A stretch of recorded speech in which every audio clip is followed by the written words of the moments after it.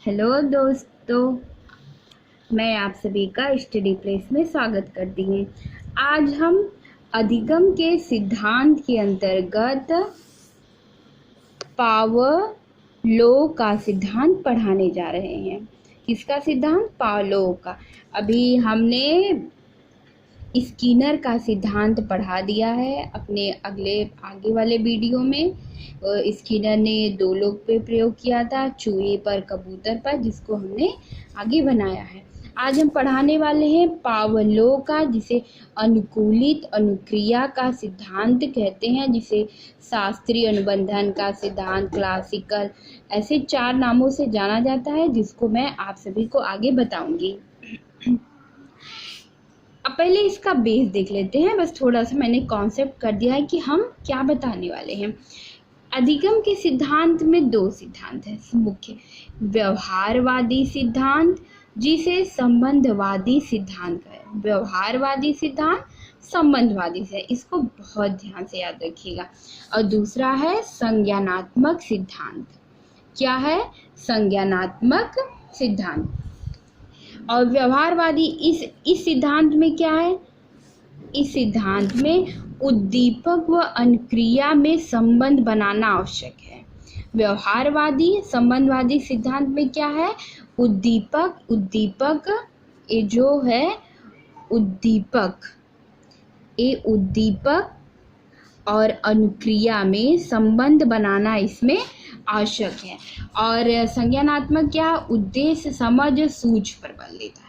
एक किस पे बल देता है? उद्देश्य रहना चाहिए किसी कार्य का, समझ रहना चाहिए, सूझ रहना चाहिए।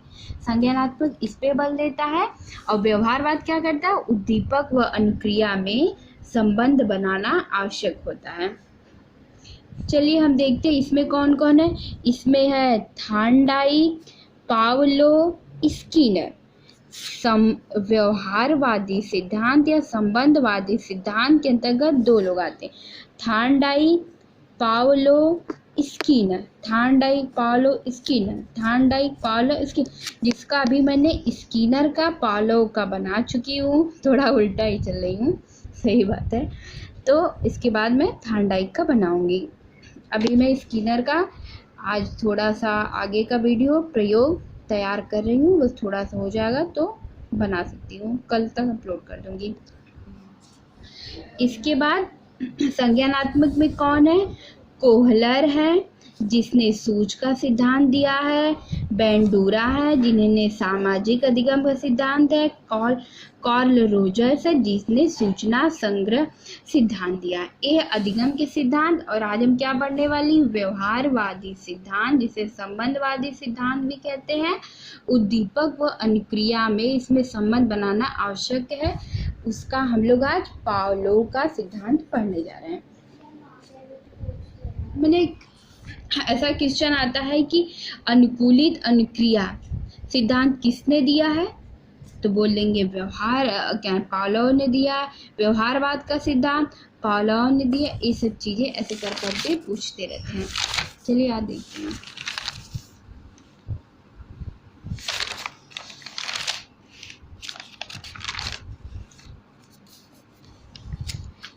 सिद्धांत, इसके सिद्धांत के चलिए देखते हैं। पावलोव के जो सिद्धांत है, पावलोव का क्या थे? एक रूसी शरीर शास्त्री मनोवैज्ञानिक थे। रूसी शरीर शास्त्री मनोवैज्ञानिक थे। पावलोव रूसी शरीर शास्त्री मनोवैज्ञानिक थे। पूरा नाम था I.P. पावलो। I.P. पावलो, रूसी शरीर शास्त्री मनोवैज्ञानिक I.P. पावलो। इन्होंने क्या? अनुकूलित अनुक्रिया का सिद्धांत दिया। इन्होंने दिया अनुकूलित अनुक्रिया का सिद्धांत। अनुकूलित अनुक्रिया का सिद्धांत दिया है। अधिगम के इस सिद्धांत के लिए इन्हें नोबेल पुरस्कार भी मिला था। ये अनुकूलित अनुक्रिया का सिद्धांत के लिए इन्हें नोबेल पुरस्कार भी दिया गया था। ये रूसी शरीर शास्त्री मनोवैज्ञानिक थे। इन्होंने अपने जो सिद्धांत किए, जो प्रयोग किए, इन्होंने कुत्ते पे किए। तो ये शरीर शास्त्री मनोवैज्ञानिक थे। तो उसने उसके लार ग्रंथि में एक नली लगा दी थी। उसका परीक्षण था कि कुत्ते का लार निकलता है, भोजन घंटी ऐसे ऐसे करके, तो लार पे ही किया था, क्योंकि ये शरीर शास्त्री मनोवैज्ञानिक थे जिन्हें फिजिकली नॉलेज था। इस सिद्धांत के कई नाम हैं। पावलो का अनुकूलित अनुबंधन सिद्धांत, जैसे क्वेश्चन आ सकता है कि पावलो का अनुकूलित अनुबंधन सिद्धांत को और अन्य किस नाम से जाना जाता है, तो हम कह सकते हैं शास्त्रीय अनुबंधन सिद्धांत। इसमें अनुकूलित अनुबंधन सिद्धांत, यहाँ पे अनुबंधन सिद्धांत बस याद करना है, तीनों याद हो जाएगा। अनुबंधन सिद्धांत, इनमें अनुकूलित अनुबंधन, शास्त्रीय अनुबंधन सिद्धांत, क्लासिकल। इसको संबंध प्रत्यावर्तन, जिसे सहज क्रिया द्वारा सीखना कहते हैं। संबंध प्रत्यावर्तन जिसे सहज क्रिया द्वारा सीखना भी कहते हैं। 4 नाम से ना था: अनुकूलित अनुबंधन सिद्धांत, शास्त्रीय अनुबंधन सिद्धांत, क्लासिकल अनुबंधन सिद्धांत, संबंध प्रत्यावर्तन सिद्धांत, जिसे सहज क्रिया द्वारा सीखना भी कहते हैं। इन्होंने सिद्धांत का आधार किसे बनाया? सिद्धांत का आधार इनका क्या था? प्राणी द्वारा की जाने वाली स्वाभाविक क्रिया। इन्होंने प्राणी द्वारा की जाने वाली एक नेचुरली जो उनकी स्वाभाविक क्रिया होती उस पे, जैसे देखिए, प्राणी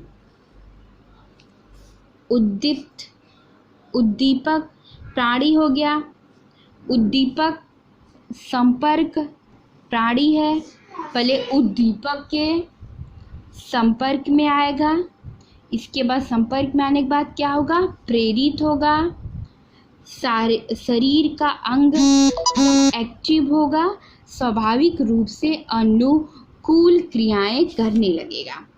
जब प्राणी किसी उद्दीपक को देखेगा, प्राणी जब उद्दीपक को देखेगा और देखने के बाद उसके संपर्क में थोड़ा सा उसके बारे में कुछ जानने का प्रयास करेगा, फिर प्रेरित होगा।